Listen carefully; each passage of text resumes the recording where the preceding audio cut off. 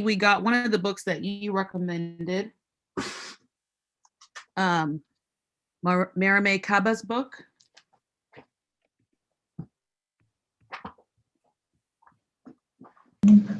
Oh, yeah. Do this till we free. Okay, we are now streaming live on YouTube and to our Facebook page. Oops, squeezing the packaging bubbles. And good evening. I am Tracy Wilson Kleekamp, president of Race Matters Friends.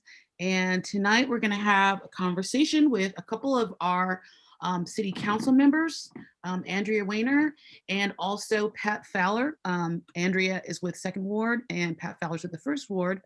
And we also invited Betsy Peters, but she couldn't be with us tonight. So when we're done with this conversation, we'll make sure that she gets links so that she can catch up to us.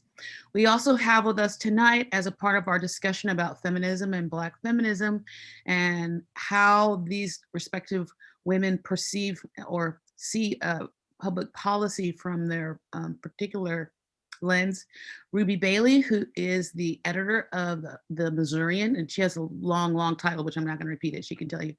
And Barbara Jefferson, who is a member of the Community Development and Housing Committee. Did I say that right, Barbara? Or do I have it backwards? Housing and Community Development. Housing and Community Development Commission. Yes, she's a commissioner, and she's our only Black woman, person of color on that commission. Ruby, as far as I know, is the first Black female editor that the Missourian on that organization has ever had. And I know that she's been busting her tail trying to get some changes made. So the impetus for this conversation began because we have 3 women on the city council. And I believe, regardless of all that other crazy stuff that's going on in the world, I do think women are in the power seat right now. And I think we are in a space of really trying to provide a space to have different kinds of conversations and bringing ideas together to produce better outcomes. That's my painful hope version. Lately, I've been calling painful hope dangerous hope after Eugene Robinson of the Times and Painful Hope, which is that I have trouble with the word hope anyway. I have a lot of trouble with the word faith, but painful hope seems to be one that I can stomach. So I thought what I would do is let our panelists introduce themselves. And I want to open it by talking about feminism. It's supposed to be about being inclusionary. But history tells us that there's white feminism and there's Black feminism, and they're very different. Black feminism is about making sure that the people who are the most vulnerable and marginalized are not left behind. And so that could be poor white people, disabled people, LGBTQ people, anybody whose identity is marginalized in our society. And so it is very much also about having those hard conversations and working together. I think a great example of that in the current moment is Stacey Abrams. And I love the back and forth that she had with was it a senator the other day who didn't understand that she knows what she's talking about. So that was nice. I have to find that clip and share it. So that's sort of what I'm thinking about, like how can you and how can we think from an inclusive lens that focuses on people that are most marginalized in our community.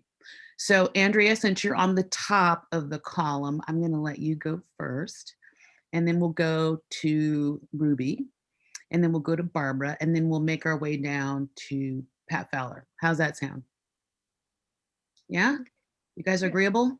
Yes. Okay, Andrea, take it away and introduce yourself, and also tell me the issues that are the most mean the most to you from the perspective of being a woman. Yeah, so just kind of throw that out there for us as we go through. Sure. My name is Andrea Weiner. I am the city council member to represent the Second Ward. I was just sworn in last Monday, so I'm a sweet baby angel to this whole process. So bear with me on that. But regarding the question, like, what are the issues that are most important to me as we think about through the lens of feminism, something that I talked about a lot while campaigning was the need for paid family leave. And so that is something that I find is incredibly important for our families to be able to move forward, for economic stability of all folks. I mean, we have a lot of folks that work in the service industry that don't get any paid time off to be with their families. And who does that disproportionately affect? Our Black and brown residents. And so those are issues that are near and dear to my heart, but also just making sure that we're considering health and equity in all of our policy making. I mean, Tracy, you and I have had this discussion before that we're really good at making plans in the city and not great at implementing them. And some of those plans that we have rubrics and scoring guides about equity, about health, about sustainability, and those seem to go out the window when it comes time to make decisions on the policies we implement. I would like to see that be something that we rely more handedly on as we go forward.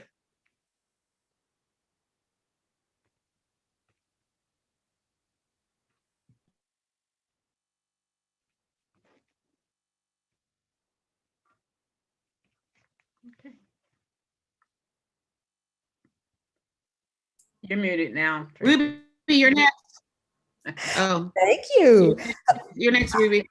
Okay. Sorry. I'm going to, it's okay. I'm going to apologize in advance because I have 3 mini doxies and you might hear one of them bark and then the other 2 join in.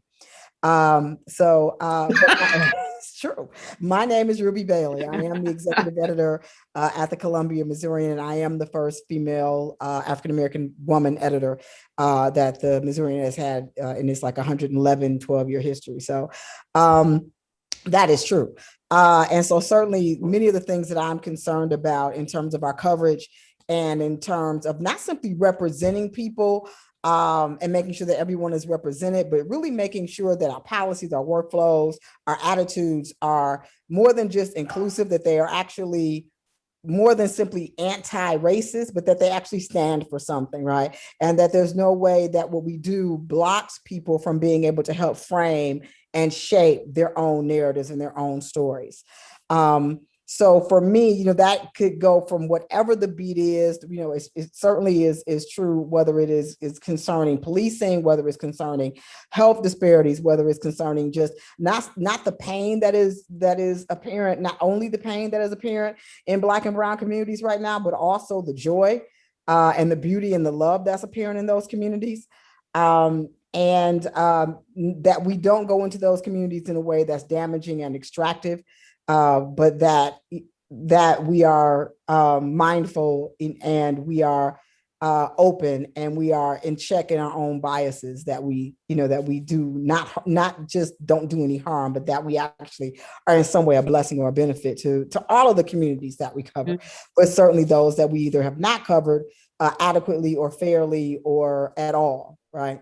So that's in a nutshell what I do and what I aspire to do. And when I fail miserably, Tracy's always kind enough to give me a call.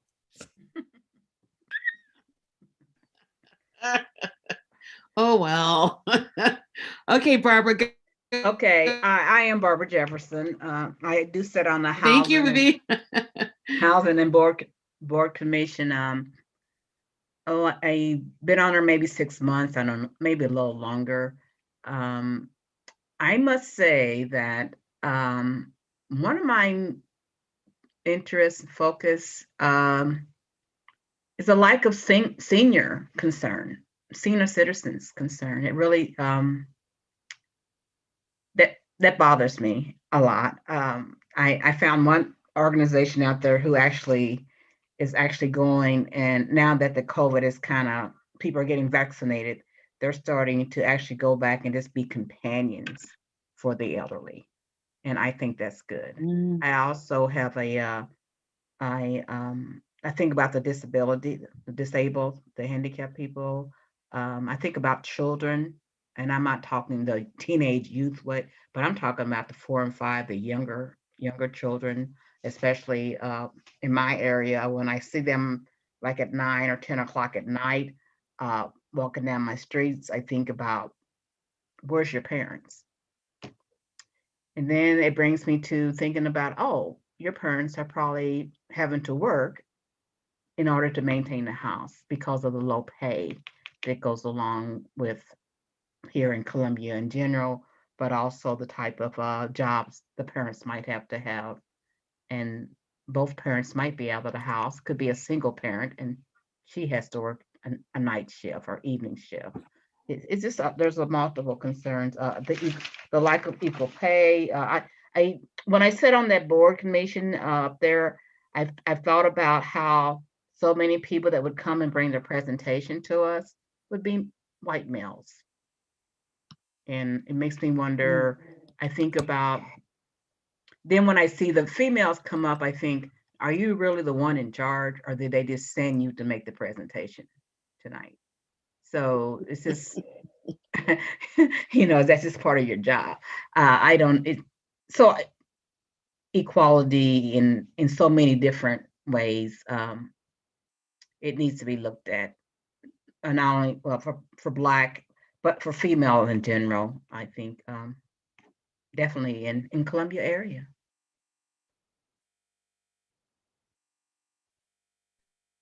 Excellent. Thank you for that. Pat, your turn.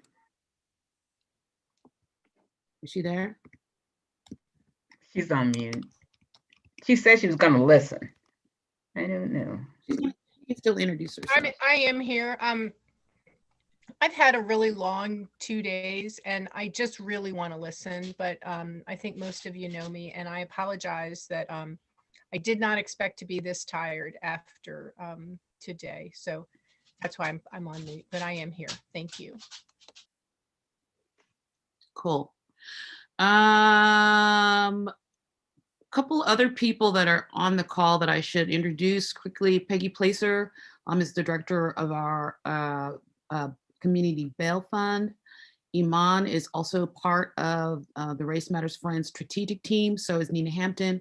Susan Mays works with Peggy Placer on the Bail Fund, and Renee Powell is on the line. I often need her help in understanding and doing better by with people with disabilities in terms of my conversation.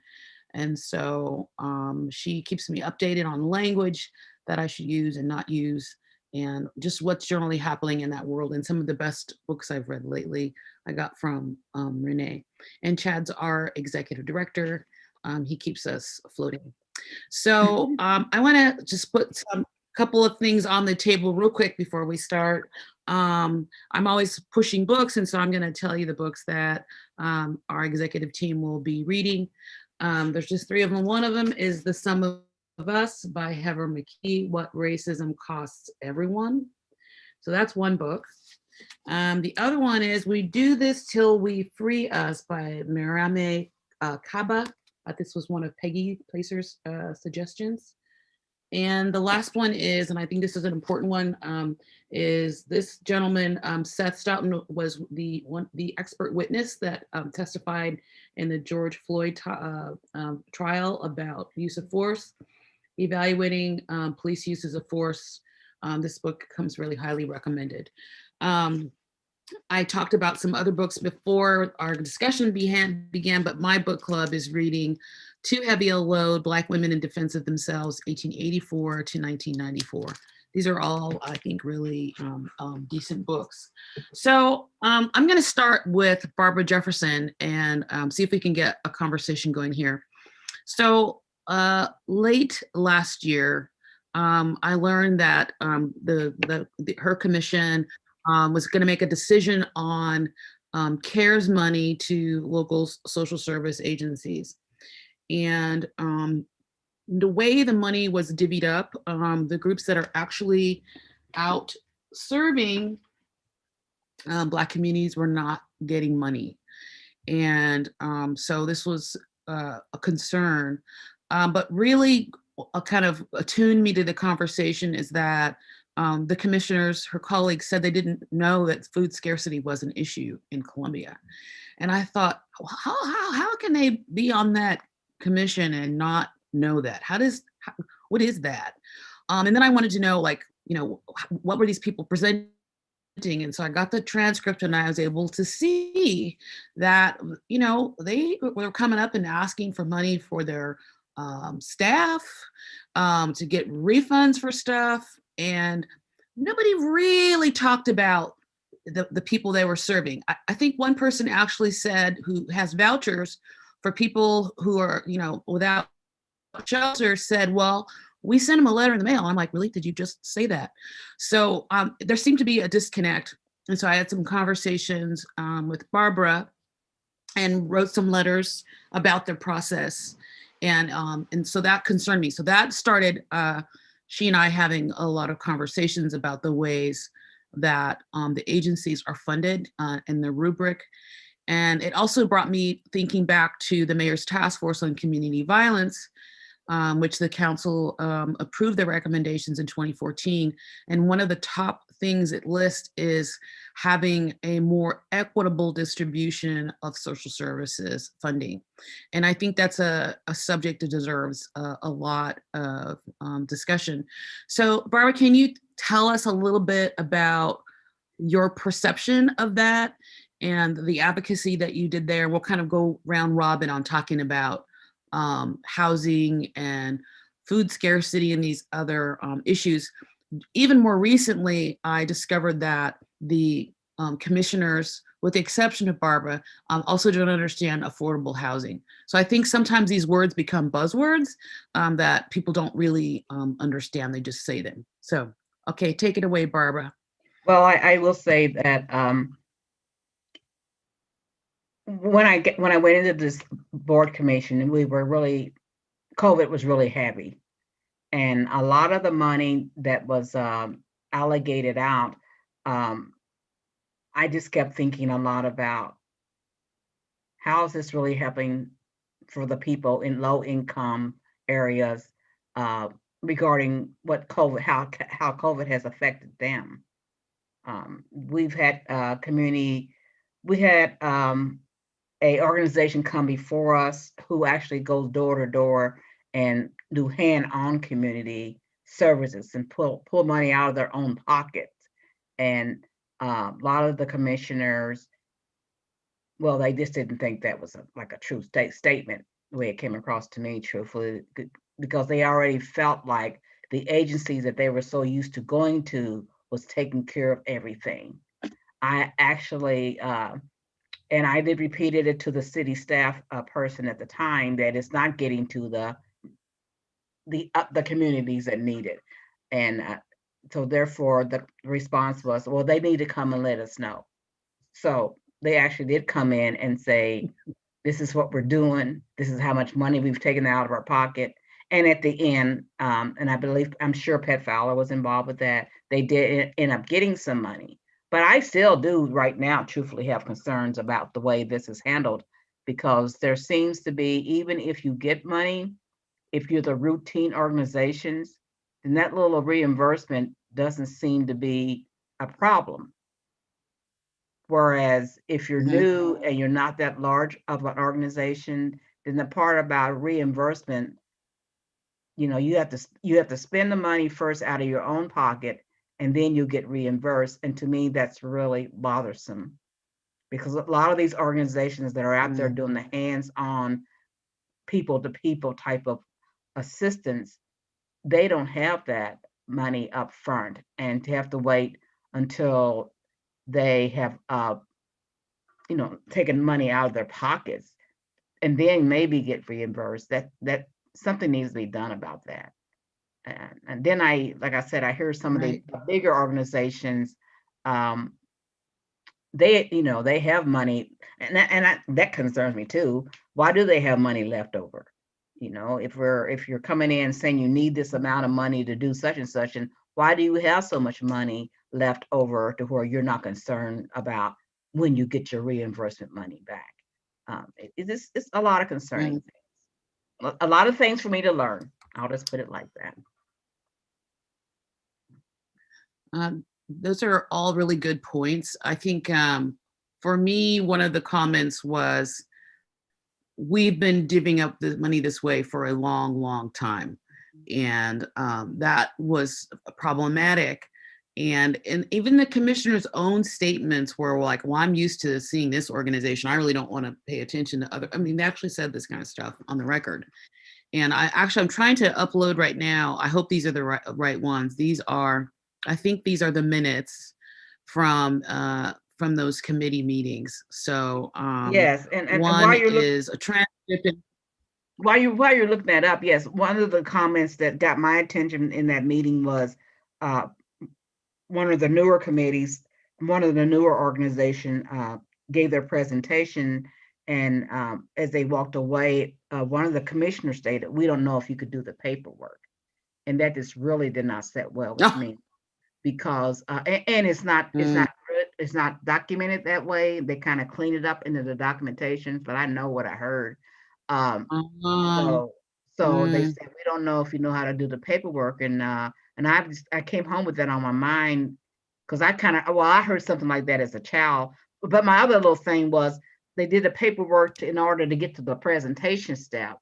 So why would you not think that they would not know how to complete the paperwork, and at least give them the opportunity to prove to you that they can do the paperwork or not, instead of just throwing out there and saying, "We don't know if you can do the paperwork." That's this, and it was a Black organization, and it was the female who had made the comment before that presented the committee. So that's not good. That's not good. Right, right, right. And I like how you dealt with that. I think you held a meeting that so people could come learn how to get in the process and be prepared. And that's actually something I think that the city should advertise as well. Like, how do you help the smaller organizations? And so you just don't defer to these male white run organizations by default every time.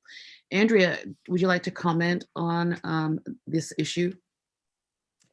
I would actually, I was writing down, how do we help these smaller organizations? I myself work at a nonprofit for a little bit longer. And though this is not a direct comparison, I think about grant writing quite a bit, that there's these funds that exist out there.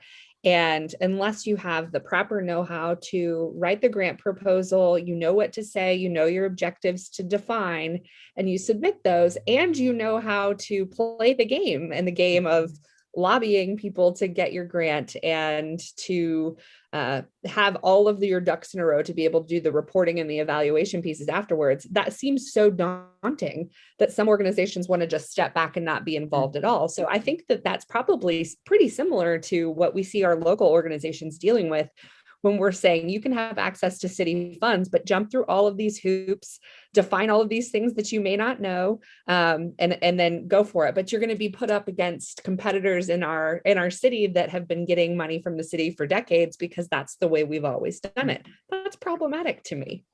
Well, and that's true. Thank you.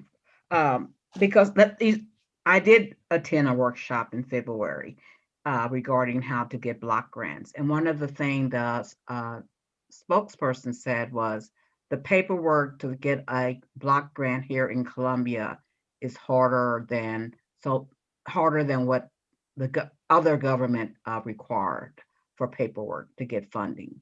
And I think I understood that they said this material that they use is it's evaluated by MU. It's something that MU puts out. So that's troublesome to me, is that, and the fact that it's almost comes across like it's set up to be hard. So yeah, so you can make it through all the paperwork. Go ahead. So you can make it through all the paperwork of just getting it submitted even down,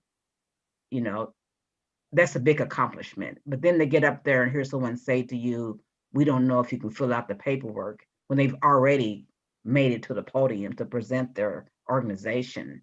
That it just wasn't needed. It just wasn't needed. Absolutely.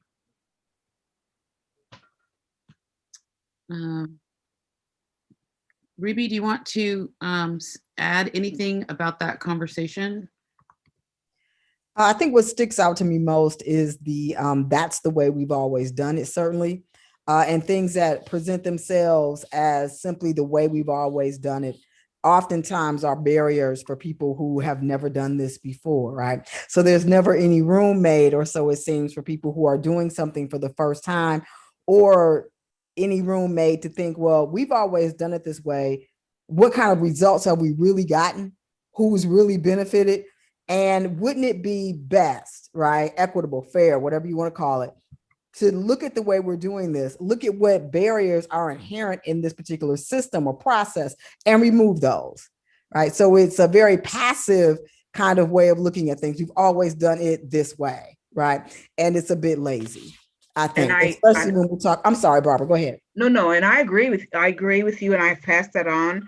My statement was we need to get uncomfortable because they go to their comfort, the people they are comfortable with. It's time to become uncomfortable. I think about even when I read who they've turned to for the resources, for their engagement, how they're the same people representing, and I'm just going to say the Black community. When new organizations have come in, new groups have come in, but they don't get picked up on.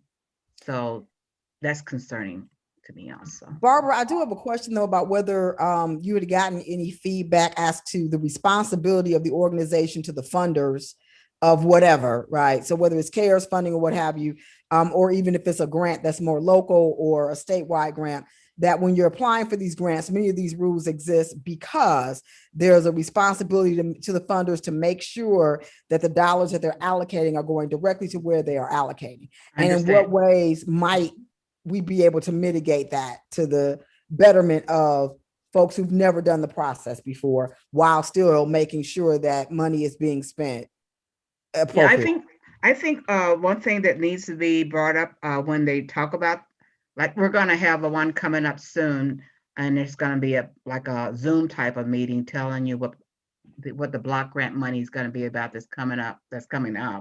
But I think what needs to be added more is the expectations of the follow-up part of it. This is what we're going to be looking for as far as what you've done with this funding that's allocated to you. I think that would help. Okay, thank you. I noticed at the last council meeting, they had a new kind of, I guess, the final rubric for giving away some more of that CARES money. And I noticed that the city took $35,000 of that money. I don't know if it's for weed abatement or I forget what it's for. I have to look for it. But it annoyed me. I don't know why the city is robbing from the till like that. Do you know anything about that, Barbara, why that happens? Why is the city taking money, taking our grant money like that? Why are they doing that? No, I don't really know about that. I've often wondered, like I said, I often wonder if this money was supposed to have been used for COVID, and I just don't see where a lot of things that was used that got allocated, got paid for. I don't see how it was all related to COVID. And I'm not for sure just which one you're talking about. I know some computer was given at Wilkes Church. I'm gonna try to share the document because it was at the last council meeting, and I think I have yeah, Andrea's shaking her head. I think I have a document. I was in that room. So. That, all right. I thought I read Barbara. Yeah, I'm curious about the ways that the city helps itself to the grant dollars in that way, and that we don't as a community, we don't have any say in it. A lot of that is done. I don't know how they have a process that is not, in my opinion, always very transparent, I guess you could say. Yes. Maybe I'm being a little cranky about it, but it doesn't seem very transparent. So anyway, Pat, do you want to say anything about the funding? I know she's listening, but I think this is the document. Yes. I don't know the specifics of the formula, but I can tell you philosophically how I understand the fact that the city takes a certain percentage of the monies that come to them in order to administer the funding, distributing the funding, tracking the funding, paying for staff to enable the funding to come through the city. And so I don't know all the reasons why the city doesn't otherwise budget for that overhead. It's not unlike the grant overhead that the University of Missouri attaches to any grant that comes in. And they have a pretty high overhead that they draw off to pay for the institution that enables that money to come in. So that's my understanding. It's a predetermined formula that HUD has agreed to, and that the city then uses, whether there's a certain formula for community development block grants, there's a certain formula for home funds. And they've been following that for as many years as I've been paying attention. Okay. Andrea, I know you have to leave in a few minutes, and so I would like for you to comment, if you could, about policing. I don't know if you heard the radio program of Sergeant Sinclair and Lieutenant Hester on KFRU. I don't know if you heard that conversation. They were planning to have an event. 30,000-foot view. So anyway, the reason I bring it up is because it is a demonstration to me that there's a disconnect on how we're talking about policing and violence. And I took issue with them saying that when Black people, unarmed Black people are shot, it's like when Tom Brady throws an interception. It's an error. It's human error. To me, that's like a whole lot of erasure, like a lot of not understanding. And so I think it's an important program to listen to and to have a conversation, a public conversation with the chief about policing. I just don't know. I don't know how we can, I don't know why we're still, they're still circling the wagon with this kind of nonsense. So anyway, if you didn't listen to it, I can't ask you to say much about it, but I am interested in your impressions based on what you heard. Yeah, the thing that I think stuck out to me the most in what I did see was that analogy to Tom Brady. It feels terribly dismissive, and like there's an opportunity to where they're trying to come up with a way that it's easily understood to the public, and so they grasp at something they think is universal. But I think that failed. I myself continue to dig into all of the readings and stuff that you guys have put out, listening to constituencies about how do we fix this? This is clearly an issue. There is a culture shift and a disconnect that needs to be adjusted and remediated. So, I mean, I don't have a lot of hard policy suggestions right now, other than it's my job to listen and to move things forward when we have enough community input to do that. And I think we're headed in the right direction for this continued discussion to make some actual change. Okay. I agree with you. So we will. Yes. What did he? So yeah, the sports analogy, and I tried to. I tried to talk to via text with Sergeant Hester about that, and I was also thrown off by them having some kind of forum before the trial was even over, and being on the radio as police officers saying, well, that guy's probably going to be found not guilty. So, I mean, there was a lot, and it was 20 minutes of nonsense. Sorry, I did something on my phone and I can't figure out how to turn it off.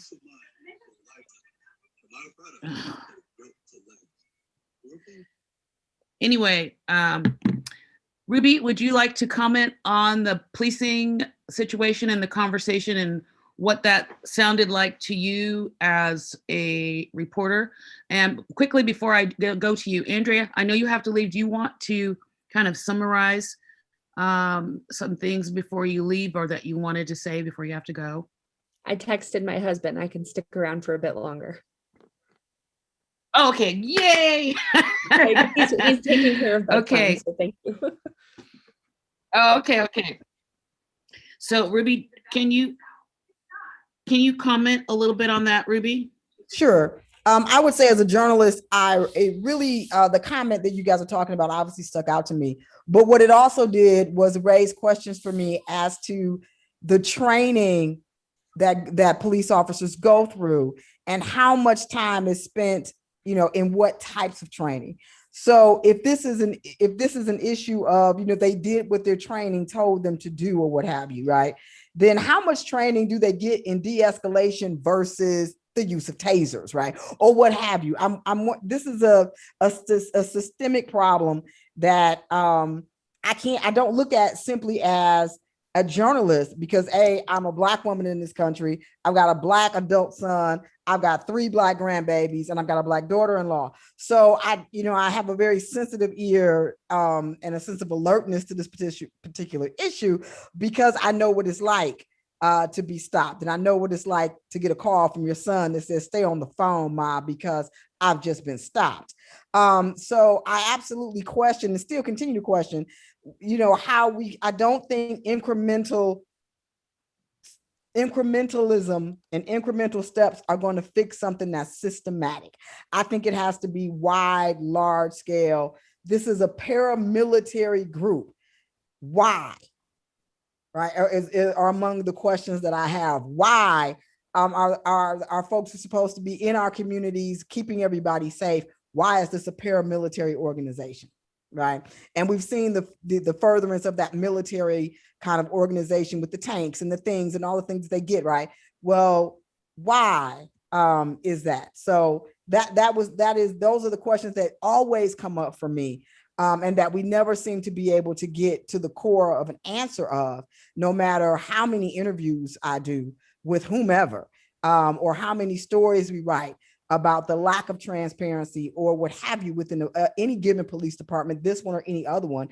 In my 30 years as a journalist, we've never really been able to get to why that is honestly and openly, right? And looking at the history of policing from when it really started and what it really started as to what it is today. I don't know if that answered anything, but that's what I got from it. So certainly that's what I got from it. That and the phone call when David Lyle opened up the phone, he opened up to callers. I'm like, oh no, don't go to a caller. Oh, he's going to a caller. And because I kind of knew the kind of question or comment that he would get. And so it was interesting to me to see the answer, right? Because it was insufficient, right? And that's me, not only again as a journalist, but as somebody who's been Black for 54 and a half years in America. Yeah, my comment to Lieutenant Hester was kind of terse, but I think it's worth repeating. I said that your lack of perspective on the Black experience allows you to reach for an example that trivializes the pain and suffering of an unjust use of force by a police trainer. I'm pretty sure you wouldn't use that analogy if it was one of your kids who got tased with a 9mm round while being told, fuck your breath. How completely inappropriate to go on the radio and declare that Chauvin was probably going to be found not guilty. You just couldn't wait? I understand that you and Sinclair were doing, it was obvious. You were dog whistling to David Lyle's white audience that racism has nothing to do with the police shooting unarmed Black and brown people. You focused on police being human, but not on policing's long history of dehumanizing and killing Black people. Your willingness to not heed my input tells me you only called me to check a box. You owe the community an apology for being so self-centered in the midst of a trial that had not even concluded. How about a little bit of institutional self-reflection, humility? Anyway, then I start going off on them. But I mean, you get basically I said, choosing, I didn't like that they picked somebody that doesn't represent the community. They picked somebody that wasn't going to challenge them. You demonstrated zero cultural competency and zero historical perspective. Nothing you said even remotely sounded like community policing. You were there to elevate yourselves while the trial was in progress. It's so gross and dishonorable. as a trainer, it demonstrates to me that you aren't working to educate yourself. You're faking it. And I mean, I just am so exhausted by us trying to have a conversation with them for the past 5 years to get on the radio. They just erased whatever kind of tangible, painful hope that I had for them, because that's like setting us all the way back to square one. Like they haven't heard one thing that's been said about policing at all in their own responsibility. And then they did cancel that event, but I don't even know how it got that far. So, and as you know, policing is a generative issue for us as an organization. Pat, do you want to say something about that? I know you're not trying not to talk very much, but you and I have talked about policing more than I've had a chance to talk to Andrea about it. I remain concerned that we do not, as a city, accept the research, programming, and strategies that other cities are using to deal with these issues of policing, and that we're not even looking at ways to decrease gun violence in our community, whether it's gun violence perpetrated by the police when they draw a weapon on a community member and traumatize them and their families, or when gun violence breaks out among community members as a symptom of any number of poverty, mental health, lack of opportunity issues that our community faces. So I'm hoping to intervene in the conversation about how the city should spend the $24 million that is coming our way under the American Rescue Plan, and do that through a first ward meeting, which is open to all. But remember, we're only going to talk about issues the first ward cares about, which are very similar to the issues the second ward and the third ward cares about.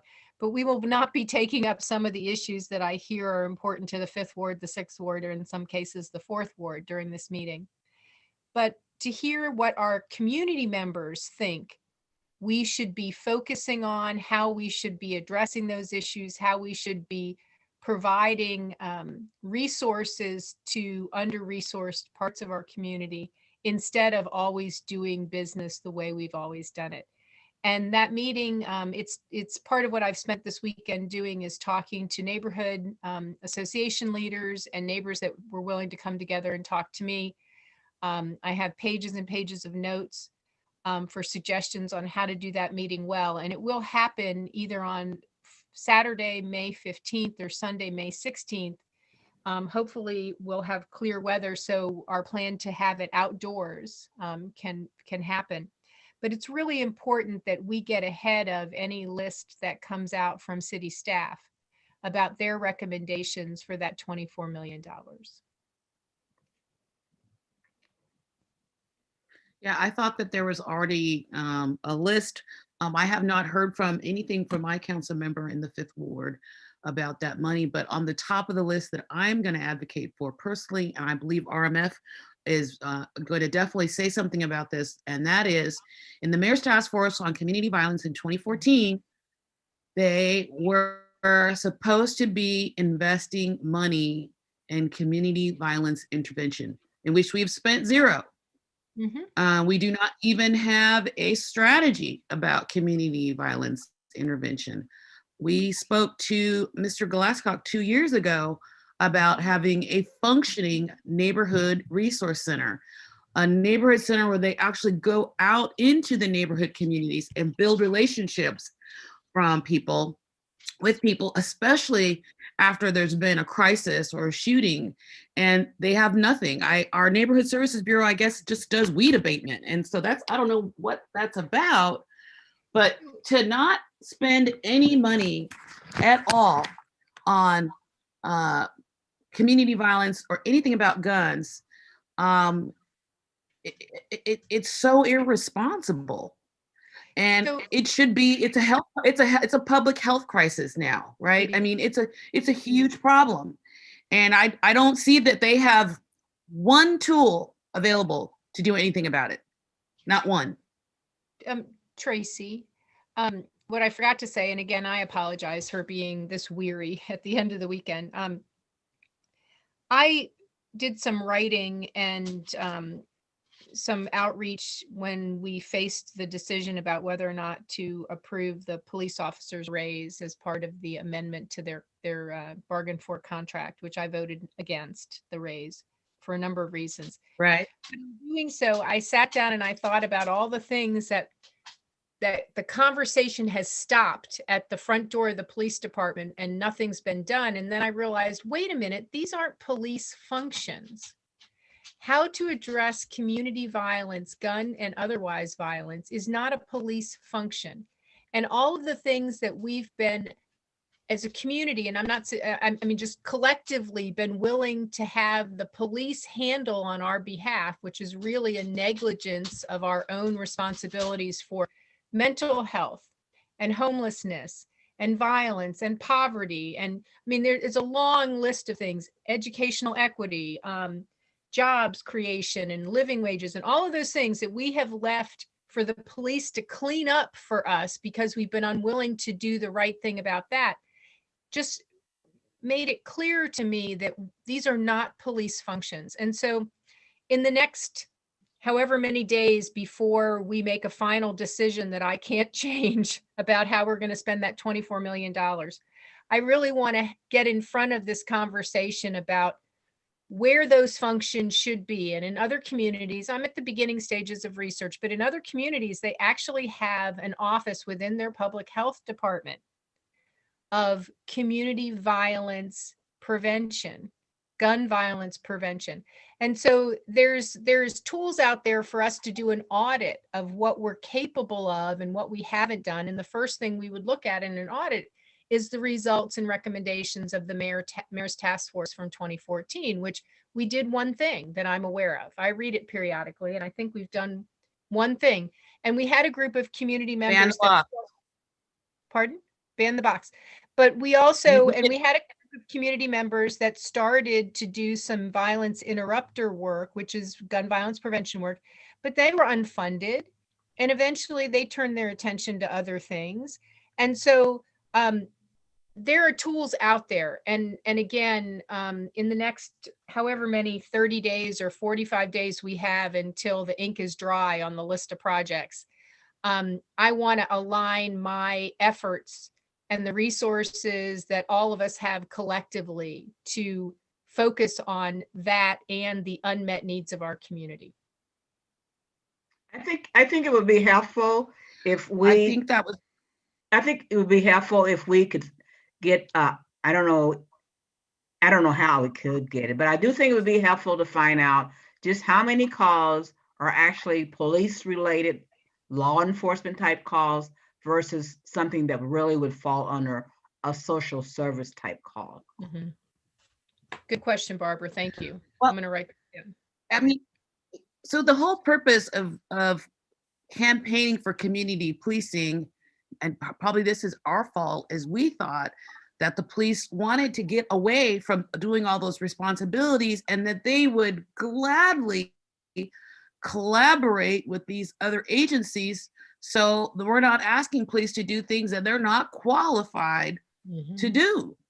And so we supposedly there was money to hire what would they call him? A social worker? What are they calling it, Pat? Co-responders. They haven't hired anybody. It's been 2 years, right? So, my understanding is that the pay is so low, they can't recruit anybody for it. So if there is talking about the front door being closed, I mean, that starts there. But again, the mayor's task force on community violence didn't say that it was the police department's responsibility to do it. It's the city administration's responsibility, but the police department also hasn't advocated for these things, right? They haven't advocated. I mean, one of their responses was they touted out like 6 white guys who are on some kind of violence task force that's been established since, they said, 2,000 some. I'm like, so where have you guys been? You guys just showed up because we had all these shootings. But then the other part of it is we have a long list of people who have been murdered, Black people, and they don't know who did it. So that is on the police to figure out, right? So I don't want them to be social workers. I do want them to treat people in the community like with a guardian mindset. That was the whole point of campaigning for that. I don't want them to be social workers. I also think that they're undereducated on how to engage with people in meaningful ways. And if our trainer is going on the radio and saying that, oh, when people get shot, it's like when Tom Brady throws a pass and there's an interception, there's something not quite right here. Something is amiss. So I concur with you, Pat. I'm just saying I offered having a neighborhood resource center. It could be in the health department. We obviously need it, right? People don't like the defund the police conversation. I'm totally cool with taking $2 million away from police budgeting and use it for violence intervention and gun violence, etc. I think Barbara's question about calls. Lynn, can you tell everyone about that list of calls that you got a couple of years ago, because we had the same question and you made a records request? Tell us about that calls for service. I wish we had it because it's totally crazy, but go for it. Tell us about that list that you from at least 4, maybe 5 years ago. I'd asked Ian Thomas to get, the cops kept saying, well, we just go from call to call to call. We're just chronically busy. We can't possibly do anything more than we already do. So I say, can you get a list of what the actual calls for service were? And it was so completely bizarre. They gave us, it took months to get a list of calls for, I think it was 2013 and 2014. And so one year they had 55 calls for child abduction, and the next year they had 0. One year they had 1,000, shoplifting. The next year they had 250 or so. I mean, it was like the numbers were so wacky, and it took them so many months to generate this. So, they always say it's their record, a problem with their data, a problem with their records keeping systems, that they can't possibly really process and keep track of data very well. And so that's all we really learned from that was they couldn't tell us, what they really spend all their time doing, except that they're extremely busy. But it just didn't make any sense at all when you looked at what the calls for service were between one year and the next. It just made absolutely no sense at all. I mean, some of that's obviously going to be because of changes in protocols or policies, but the numbers were so wacky that it was clear that they don't know. They can't tell us what they do when they're saying they're going from call to call to call. But that was from a few years ago. I think they just made it up. I mean, we showed it to Steve and he looked at us dumbfounded, like, this is just junk. And, we know that they complain about their software system. Another thing is, speaking of data, and this is true for a lot of police departments, not taking data seriously. I'm glad that the university sociology department is working with the police department.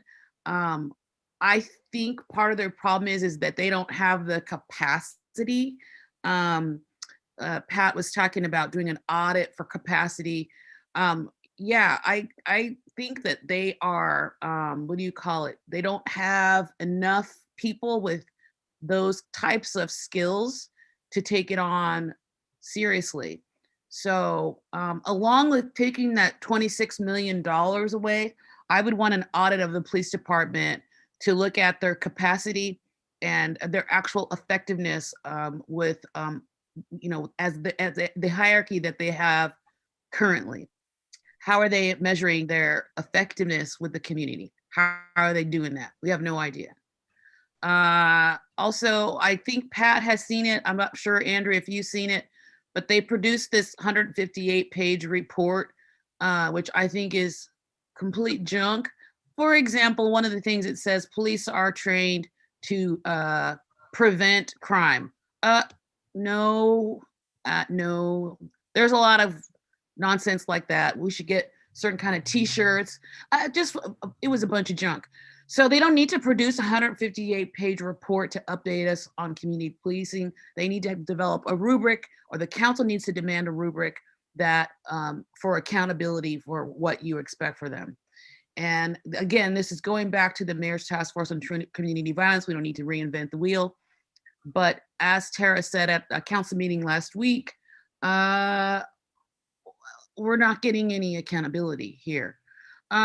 Ruby, do you have something to say? Because I know that you guys are trying to help students understand policing. So give us some insight into the challenges of that you've seen in Columbia. Well, sure.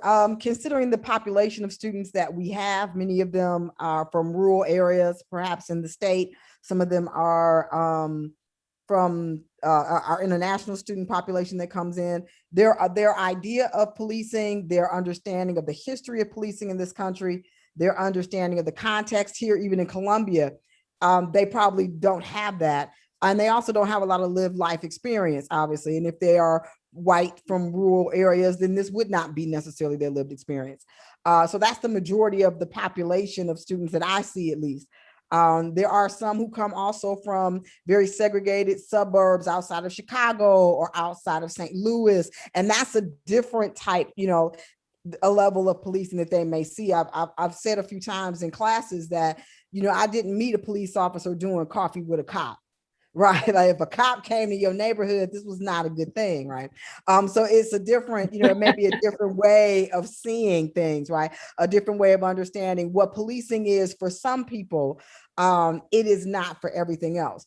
Black and brown folks in particular neighborhoods and cities were the policed. Policing was something that happened to them, right? It was not something that was done for necessarily their benefit. This is not to say that, if you called the police for something that you did not receive any benefit at all, if your house had been broken into, that they wouldn't take the report. It is simply saying that overall there was a different attitude, level of aggression, a level of expectation that you comply immediately, right? There were ways that you were treated in certain areas that you're not treated, that they may not have had an experience with. So first is trying to get them to understand that, right? If they don't, and the disconnect between what their lived experience may be, their understanding may be, and what the reality is for people who live in Black and brown communities, or even poor white communities, if you live in an area that's predominantly Black or predominantly poor. So we have that going on. And then of course, if they're international students, then, whatever issues they may have had with their own types of police, whatever those authority systems are, where they are from might look differently as well. So it can be a bit difficult when when you say, well, I need you to go get that probable cause statement, and you bring it back and it says nothing, and you're like, okay, well, I need you to call, I need you to email, right? And you see the ways, or we see the ways in which information is no longer being shared. It's simply being controlled, right? To try to get kids to understand that while what the police say may be a version of what happened, there is another version of what happened that we also need to make sure we get. And that comes from the people who were there themselves and in neighborhoods. And yes, we have to consider, whose motivation for doing what, no matter who we talk to, but we also have to have that same kind of scrutiny and consideration when we talk to the police. And so that was something that was new for a lot of them. Yeah. The article that I think I posted earlier from the Atlantic talks about, let me see if I did post it. It talks about how, no, I guess I need to post it. It talks about how police in the United States are very undereducated in terms of policing. And I noticed, I did. Another thing I noticed is that police officers don't like training. They don't like to go to the training. The article talks about the training that they do have is very, very poor. And I also don't believe that training works. So we can have a kind of a little get a feedback on that. I believe it's all about hiring the right people. And I think one thing that's extraordinary about the Oakland Citizens Police Review Board, the police chief reports to them, right? And they have a say in the hiring and the firing. And it's an extraordinary Citizens Police Review Board. We don't have anything like that here.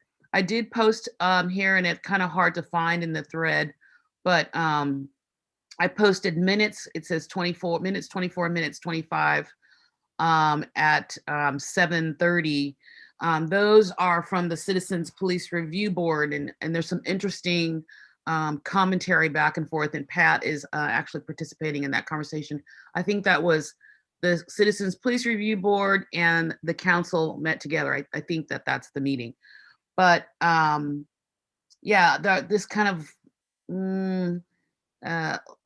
lack of skill and capacity, and we always say they need more training. And so I don't know, maybe somebody's got better idea. What are you Tracy, thinking, Andrea? Oh, sorry, go ahead.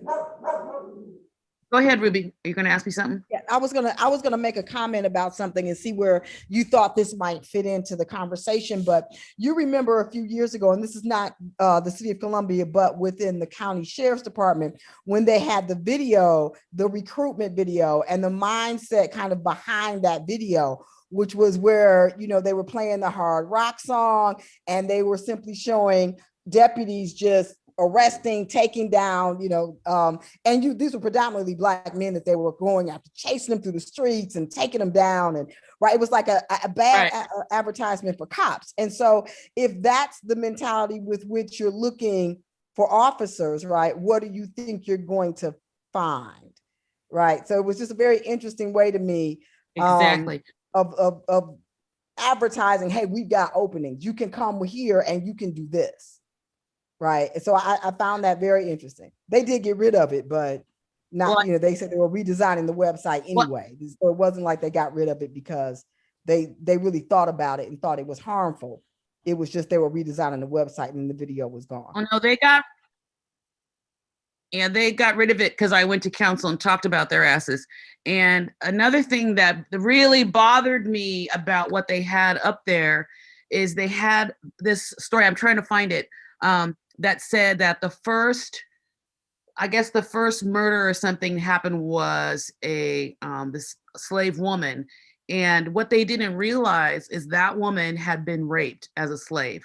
And they executed that woman and she was pregnant, right?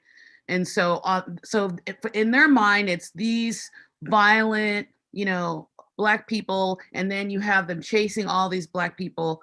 It was so bad. But their response was, well, we've had it that way for 20 years, right? So we hear that response a lot, this idea that, well, since we've been doing it this way for a long time, you know, no one should say anything about it. And that's pretty crazy. It was surprising to me that the Tribune at the time actually wrote a very strong, powerful editorial against the sheriff and their behavior around that, which was really surprising. Andrea, Pat, Barbara, do you have anything more to add to that? Some thoughts? One thing I wanted to jump in on is I was trying to find it in the minutes, and it's on the second page where the CPRB commission member really it reiterates that the CPRB has no authority to mandate change, to talk about training, or anything for officers. You know, if you disagree with the police chief, he can still have the decision and authority to do something different with that. That's something, when I was on the Human Rights Commission, we staffed a member from the HRC to the Citizens Police Review Board, and we'd always get the feedback after those meetings. And that was something as a commission that we just continued to stumble on or get hung up on is how do we have this review board that essentially has no teeth? And how are they supposed to do the job that we believe that they should be doing when the way that it's designed doesn't allow for that? So I have looked at Oakland before, and I find their model really interesting and promising. And I'd like to see what can be done locally. I mean, if it's the way that our policies are currently written, then we need to rewrite our policies to make things work and make things move. I don't know how much. Well, I think it's I don't know who has talked with the Citizen Police Review Board. But I would like to know what would they like to do versus what they have to do. What would they like for it to be, their board to be? If I can wait on that, like I know I sat in on the Human Rights Commission a few years back, and left because it was crippled. It was just purely performative. Same thing with the Citizens Police Review Board. It was like maybe a few years back that we started having them read their job descriptions about like why the board was established, because they were completely overlooking anything to do with policy review and advisement until they actually realized this is part of their job or part of why they're appointed, and they started going through and looking at the policies as the police are rewriting the policies. So I mean, there's always this awkward catch-up time, but like you're saying, it's in my opinion, it's purely performative theater. There is no teeth, and I think Andre and I were talking briefly before this about our setup with the city council and the strong city management, strong city government model. I think is at the root of a lot of our problems. Like we're engaging with city council. We're talking about the political and strategic nature of a lot of things, and the city staff has absolutely zero interest in implementing any of these changes, because it's problematic for them to go through and change their policies and procedures due to political whim, as they would look at it, because they're a very process-driven hierarchy. And I think that's highly problematic, especially if you don't have change agents in your key positions, like your city managers, your deputy manager, your chief of police. If they cannot be given the authority to go in there and make changes to the organization without HR getting in the way, without the city lawyer getting in the way, or with the entire attitude of city staff and city management getting in the way, it's going to be a very fruitless battle, I think, going forward until we can actually get, again, not just the police officers, not just the chief of police, but we're talking about the idea of public service back into people's minds as to why we're asking what we're asking for. We recommended having like an audit of a few of our key departments, the police department being one of them, and one of the council members, I think it was Scala, pulled the card that at the time Nicole Galloway could not be called upon to come in and do an audit of our processes because she was a Democrat. We don't want to make it political. And I mean, that right there was so appalling, and I'm still a little bit angry over it, to be honest. And this was a couple of years ago. I have a problem with retaining my anger, I guess. But I mean, when you're faced with this kind of attitude, you're effectively shut out from participation in your government, in my opinion. That yeah, we'll give you like the overtures, but nothing of substance. So just my short rant. Yeah, I think that it's by design. I know that I had some conversations with Tracy Griever Rice, who put together, I think, the original sort of report regarding pulling that commission together. And again, it was rooted in gun violence and disparities, et cetera, et cetera. Again, just I think that the city doesn't want to make those changes. I think they have people in City Hall that it would take effort and it would take work. I think that there might be some serious ideological differences. I am under the impression that a lot of people that work at City Hall don't live in Columbia, same for the police department. So I don't know how vested our city employees are in the city if they don't live here. Councilman Scala has sometimes comes very much across as, I think, sexist. And that's what I got out of the way he behaved about Nicole Galloway. And I thought it was very unfortunate and inappropriate commentary. But we have complained even to the city manager, and he did respond because, for example, the CPRB meetings are not recorded. the person who's the city staffer that's supposed to work with them wasn't taking minutes. They were like one sentence, barely minutes. Actually, Lynn Maloney started taking minutes. And then we went to him and said, well, you could put him on Zoom and it'll get transcribed. And they ended up hiring a transcription service, but guess what? They delete the video when it's done. They delete the audio. So what if you you know, what if you can't read text? You know, so that means that you're excluded from being able to get that information. So I don't understand why they have these kinds of rules. The Citizens Police Review Board should be on TV. It should be televised, and the audio recording should be saved. I know that there was a meeting, I don't know, a couple months ago, maybe Pat remembers, where they were talking about using Zoom for these other boards and commissions, et cetera. And also Pat has had some conversations about the responsibilities of our boards and commissions.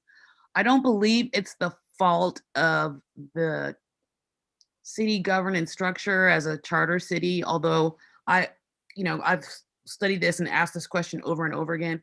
I think it has to do with how the mayor and the city manager perceive their roles as advocates for the community. And I think that from watching the mayor, there are some constituencies he cares about and some constituencies he doesn't care about. And they seem to have some symbiotic connection on these things. So for example, if our social services funding is $27 a person now, and it used to be $50 a person in 1980, and it never goes up, they're okay with that, right? They seem to be really okay with underfunding social services philosophically, right? So it seems to me at this time, and again, Andrea and maybe you guys can, talk me down here.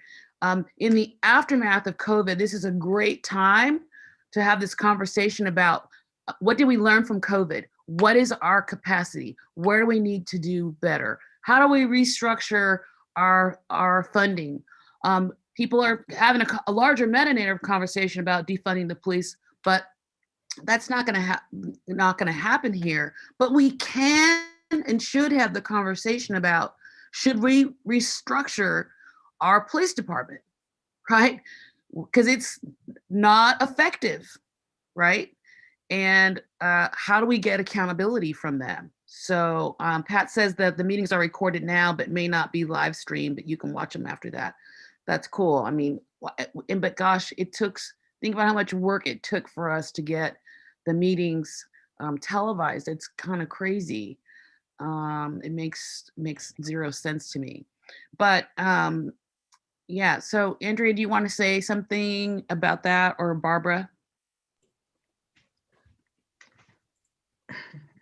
Well, I just think when we talk about social service, Columbia community, I think all of Columbia, every resident of Columbia would benefit if we did better with social service. I agree with you. Yeah. How do we get that to be a priority?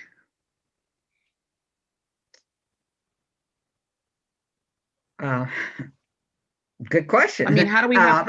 Because I think priority comes. Really, my opinion with this commission board, and with what public engagement kind of mentions, overall the butts, it stops at the council and city government. That's where the answer. That's where it's going to end. I mean, we can say what we want, but the decision makers, we don't really make the real decision. Yeah, Andrea, you're really super new to this, but we did have an example of what Barbara's talking about, we had this stakeholder group get together ostensibly to talk about public safety and all that. And the process was sabotaged and ruined. And it struck me and strikes me that that seems to be the common thread, right? The inability to implement a viable process that works, right? That is respectful to the constituents, is transparent. Another quick example is even with the police department trying to have that meeting, they didn't have their panelists ready. It took several emails for them to finally get it together. And then when they canceled it, it took them 2 or 3 more days to make sure that they emailed all, I mean, it's an example to me of kind of, I would say, administrative sloppiness. Even this $24 million that's coming, why is the city manager, why is the council not demanding that we have these conversations right now? Why are they not, soliciting what do you think the highest and best needs that we have for our underserved? This is why I'm asking this feminist question, like, where should that money go first? Like, if they tell us that they're going to give more money to the police department for police officers, I'm going to have a fucking fit. Yeah. I mean, I don't want them to get any more money, right? Because we get no accountability. So why are we not having that conversation right now, knowing that we have all these needs? Someone talk me down, like, what? I would also like What to am I know why missing? we're not talking about it yet. I'm hopeful. Granted, I've had one meeting, right? So I'm hopeful that this is on the table of discussions going forward, because we had the community stakeholder meetings about how do we spend the extra CDBG money? How do we spend the extra HUD dollars that we're seeing? It only makes sense to me that that's also how we should be pursuing spending this money. We need to be engaging the community in that. And just one comment on the, further funding police efforts and whatnot with that, large chunk of money. The answer to staffing concerns and staffing problems is not to just hire blindly and to throw money at things and, hire those folks in. If they really truly are overworked, we need to evaluate that, and we need to look at what can be taken and, given to other folks who are trained in doing that work, like the social services aspect. That's huge. So, yeah, I just wanted to throw that the last bit in there. Yeah, I think- and it's true about the calls, if a lot of their police work is like that September stop that we saw, that's violating Chief Jones's order to not be stopping people for tags and stuff, I think that of course they're going to have a situation. So my question is how much time are they actually spending on solving these violent crime problems? I know they have a street crimes unit. I know that, but we don't have any kind of data that tells us what they're doing and how what they're doing is meaningful. We have zero. The city writ large is just really less than ideal about data collection, about data hygiene, and how we can look at less than ideal. Yes. Like how do we make appropriately data-driven policies when our data is bad to begin with? We can't measure effectiveness. We can't say this program doesn't work because there'll always be gaps in how we record and evaluate those things. So CPD is one of the issues, but I have also seen it in utilities and most recently it was utilities. We wanted to know, like, what is the impact on families with children? What families in Columbia that are delinquent and behind on their utilities have kids that are living with them? How does that impact their virtual schooling, things like that? But we don't have access to any data like that because that's the way it's always been done, right?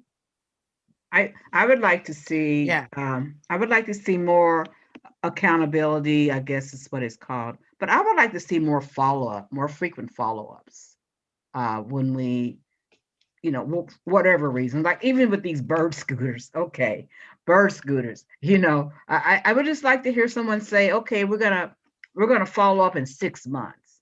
We're going to follow up in 3 months. You know, we're going to see the good and the bad. We want you to come back with you know, and we want good data. We want good data.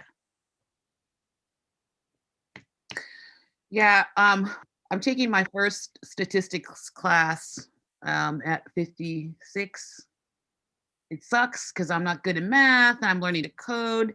But one thing I totally get is the one way that we are over and over again harmed as a community is that we're not all statisticians.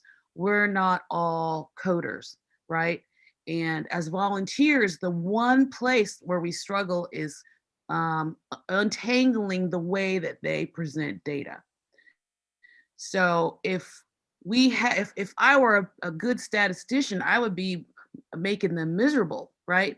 So because I could untangle it, I could say, oh, the way that you're presenting this data, which we already do say that is junk, but at the same time, we also are seeing that they themselves do a horrible job of, I mean, when we say the bare minimum of data collection, I mean, it seems like they're really upset when we ask for this data. When we have the same problem with the school district, they've got this data set on there that they've made an image and telling us that they can't give us any data in a CSV format, right? Like, why can't they? So in other words, they're only showing us, and they do the black versus all, right? So it's black, black, black this, and then it's all. So you're telling me there's no other demographic categories in Columbia Public Schools? I mean, so to me, it's a very oppressive stance that's super exclusionary just based on data alone. And we have, as an organization and we've made zero headway on this. I mean, I don't, I just don't get it. Like, and the other conversation is about development. There's always saying, oh, development brings jobs and development does this. Someone needs to show me on paper how development is paying for itself, because we know that we taxpayers are subsidizing all of that, right? So of course, there's no money for community daycare or childcare. There's no money for doing anything about homelessness. There's no money to have co-responders, like actually have a meaning. I mean, so what is so sacred in the city's budget that we can't do a better job of taking care of people? I think one thing I would like to see as well, I'm going to kind of throw it back to utilities, because during this the winter months, that kind of thing, where with COVID, the pandemic, you had a lot of people out of job, couldn't afford to keep the utilities on. And I realized that there were some policy changes that, were kind of a stopgap solution. But to my knowledge, there is no general account. There's a lot of nonprofits around town that if we could put a drive out and use that drive to pay for citizens emergency utilities during a crisis like this, I'm just not aware that we have any capacity to do so. I think there are programs that the city should be able to implement to where we're not looking at it like a case-by-case number. There needs to be an aggregate account or an aggregate data for the public to be able to interface with. And then when it comes to case-to-case management, that can be the purview of the city to deal with and administer. But no, absolutely. I mean, everything Tracy just brought up was, it's been a major frustration. I know, trying to get a good picture and simple things like, for example, we look at things like your out of school suspensions, the disciplinary data. That's predominantly what we focus on at CPS. Same thing with special needs children that, how are they being accommodated? How are they being supported? And if they're not doing a couple simple little things with their data, you might have say a total of 500 out of school suspensions. Well, how many of these are the same kid? How many of these are the same teacher or the same administrator? And we have no eyes on this stuff, and I understand them wanting to keep all this protected, because they're minors. And I understand from CPD or any other city capacity, we don't want to just broadcast all this information out. But you can redact all this information and give them like just like their own table, their own unique identifiers for the purpose of like publicly displayed data. And so they can be able to trace it down based upon what they're showing to the public, but the public would not have knowledge directly of who the individual child was or the individual, whatever you're measuring at that point in time. And if we're not cleaning that up, we're still not getting a good picture across, even like traffic stops is another prime example. How many times do you like wind up with like 3 or 4 different charges during a traffic stop?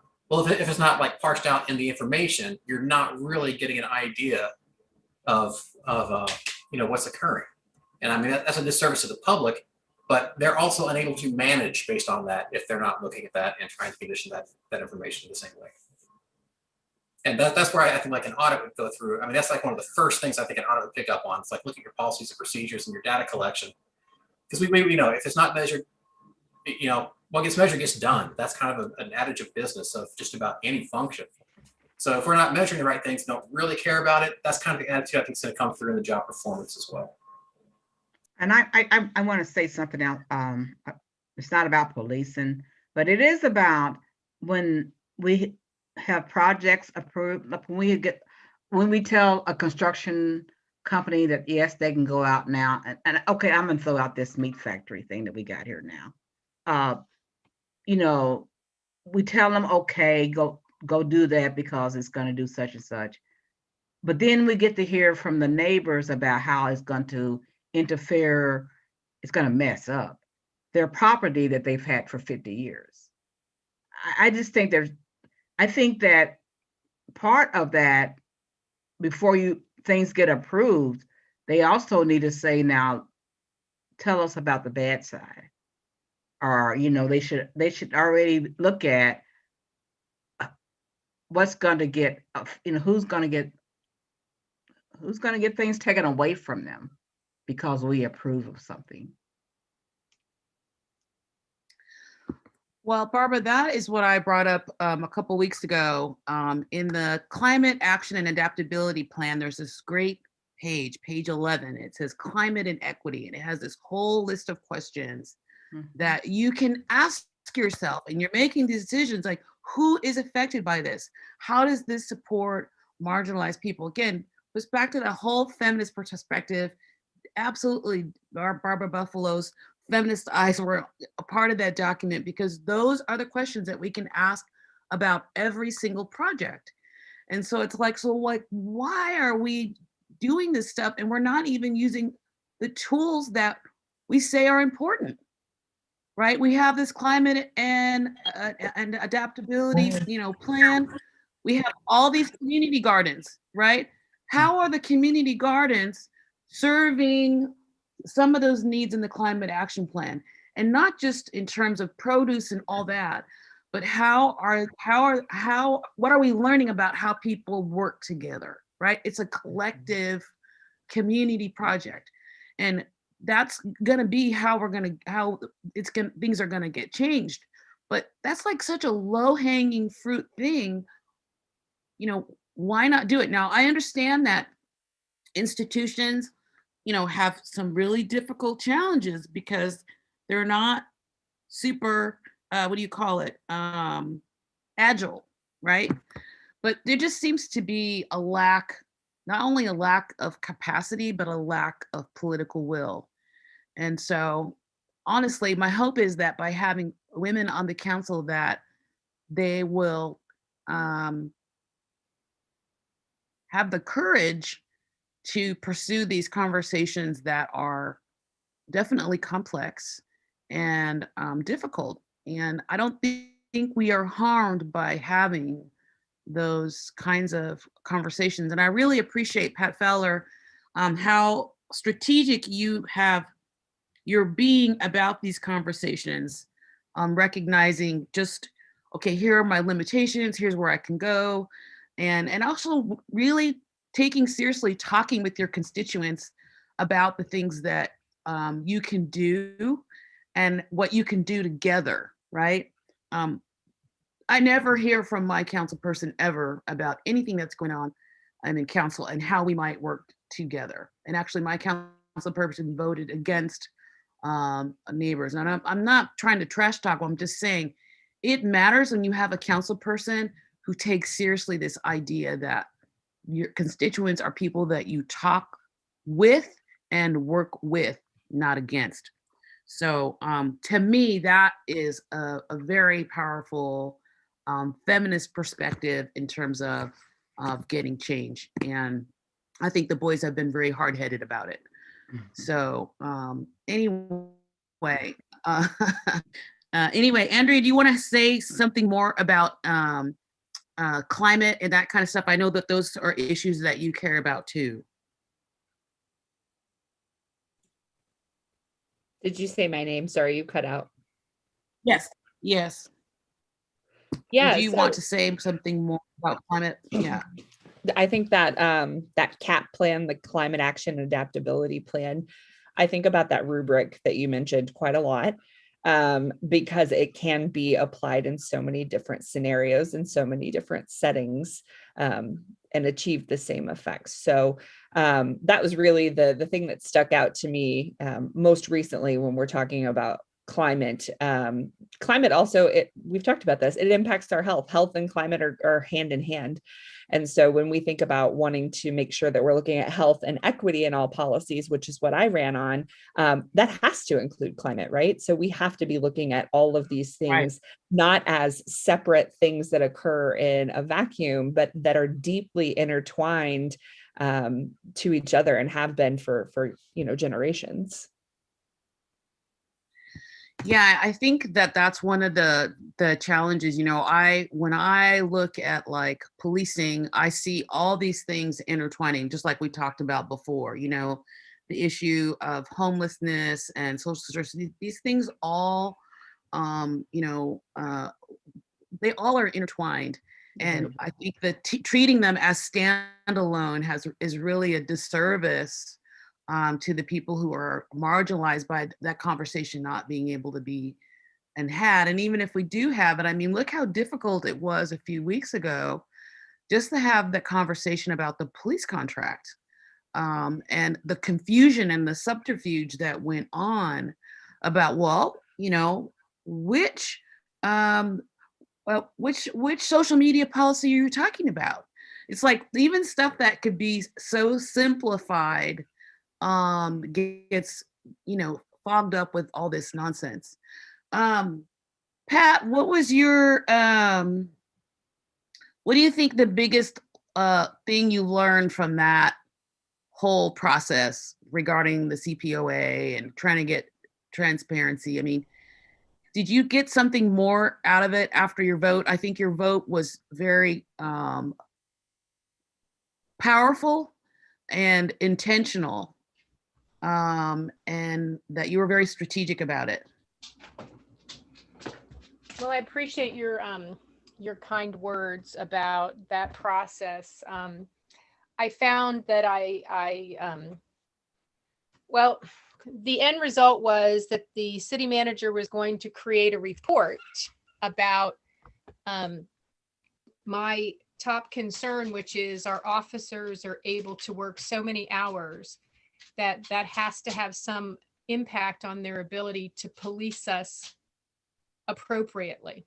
And there was, I think it came in on Friday. There's something in my inbox. Andrea will have a copy as well. That I will take some time when I'm less tired to take a look at before the next council meeting. So I believe the city has responded with a report about the number of hours worked. I read and reread the police officer's contract and made a list of my questions and concerns, which I brought to the attention of council, not only in an open meeting, but also in the meeting afterwards, where we went in to talk about the contract. And I learned a lot about how bringing up concerns doesn't translate into action with council members. So I got a bit of a rest for maybe 2 weeks on the issue of policing and the benefits that the police officers have, which don't serve us. And I would encourage I assume that this report about how many hours the police officers work will be on as a report on the next council agenda. And so depending upon the lateness of the hour, we can have an opportunity to talk about that. I don't have much more to say. And again, I'm really sorry that I'm reaching the end of my conversation time, only because it's time for me to go to bed. But I want to appreciate that you've had this time for us to be together and to talk about these issues. I certainly have learned a lot from listening to each of you. And I would encourage you to pay attention to every time we can compel the city manager to create a report about the police officers union and the conditions under which they get to do their jobs without our input. We should take that opportunity. That's powerful advice. I know I said at the microphone, you need to give the city manager explicit directions and have an explicit deadline for getting that information back, which goes to Pat's point about just because concerns are brought up doesn't mean that action takes place. I have a lot of commentary about that. I'll just say that we are going to need to wind down. And so, Pat, do you have any other closing remarks that you would like to share with us before you go to bed? No, thank you. But thanks for inviting me and for hosting this discussion tonight. Ruby, as a journalist, give me sort of a wrap up of what's on your mind as we close down.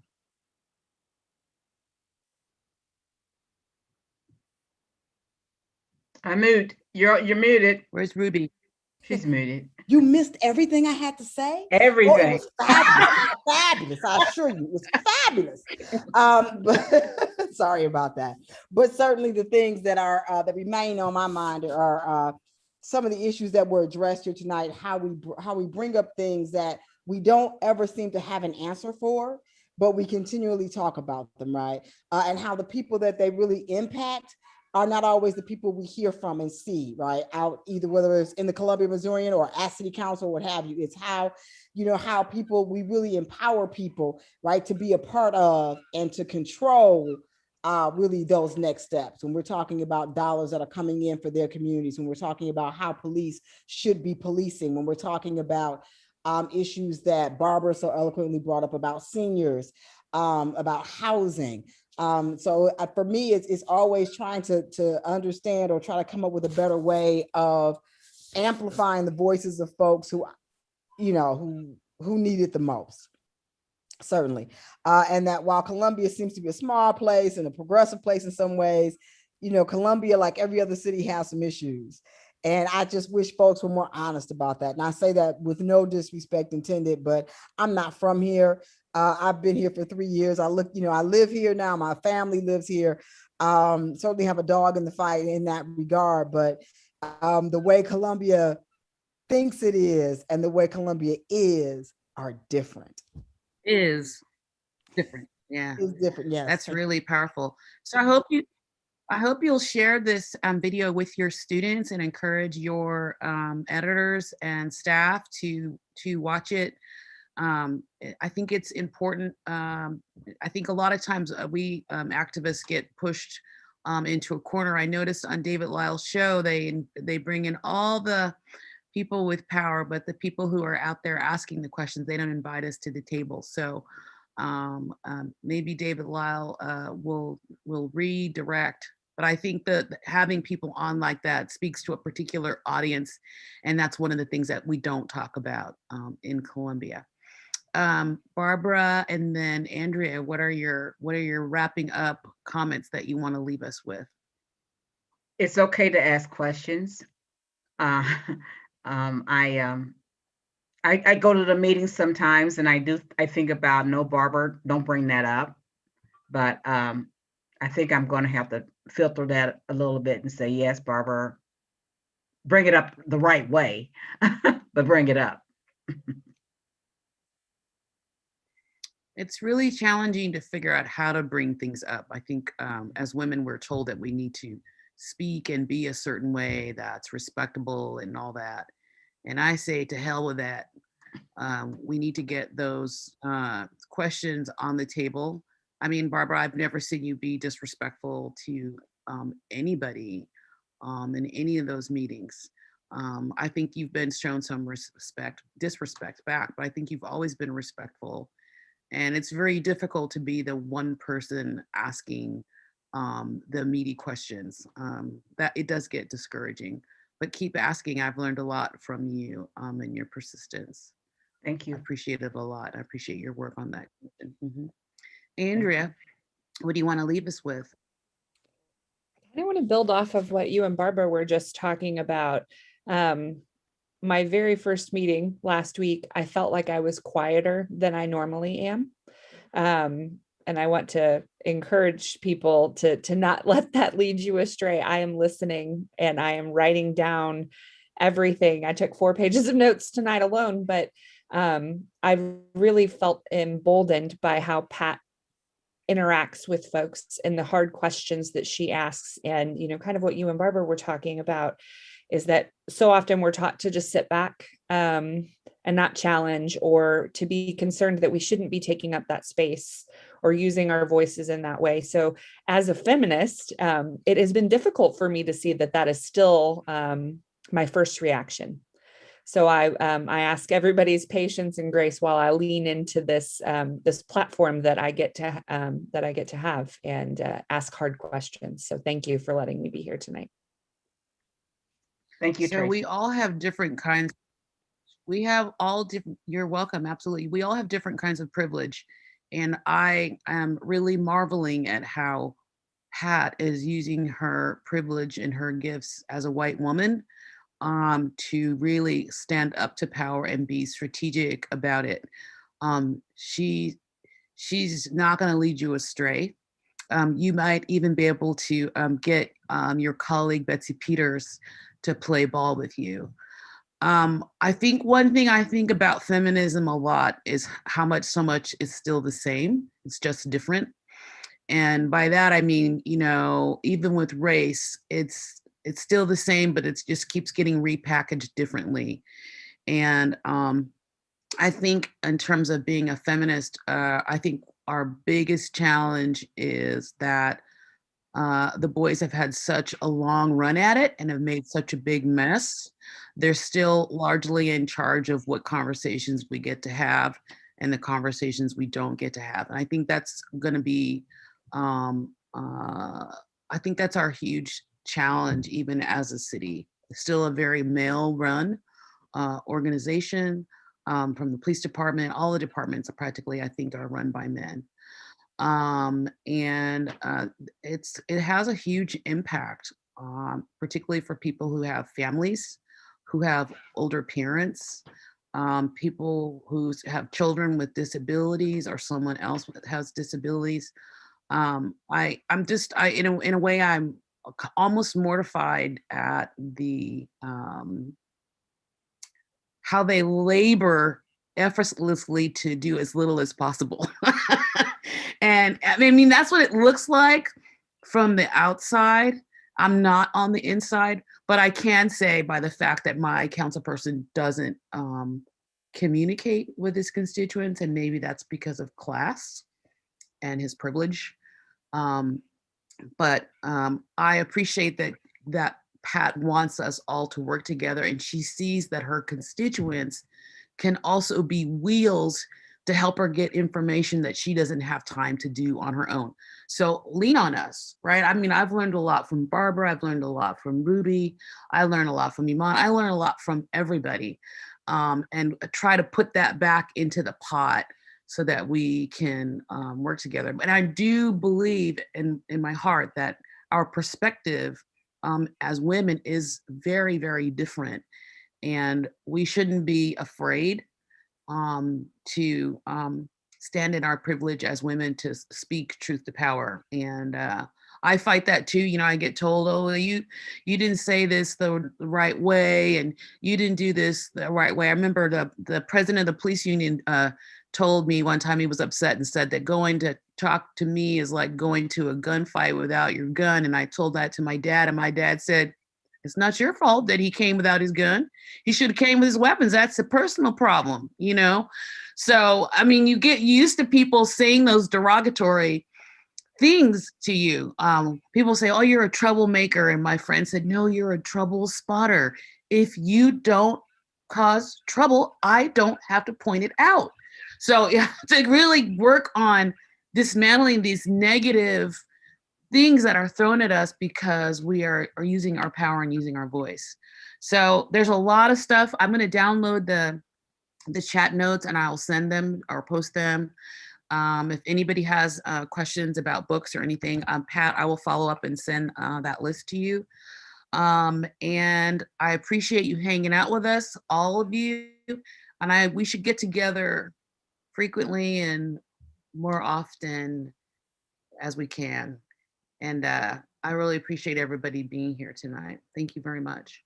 Any last comments from my audience folks that are here? I've got Iman, Peggy. We have just a few minutes left. Do you want to add something?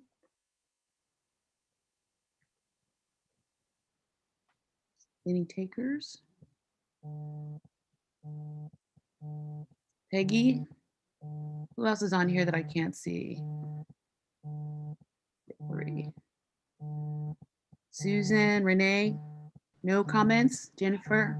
I do want to say real quick, as a First Ward resident and someone who has normally been listening to a First Ward council person that has either said nothing or been right on in there to be, supportive of whatever the city manager wants. It's quite a relief and it's empowering as a citizen to have someone like Pat who speaks for me. So I just want to mention that. Pat, I want you to say, I hope Yes. you're still awake, Pat.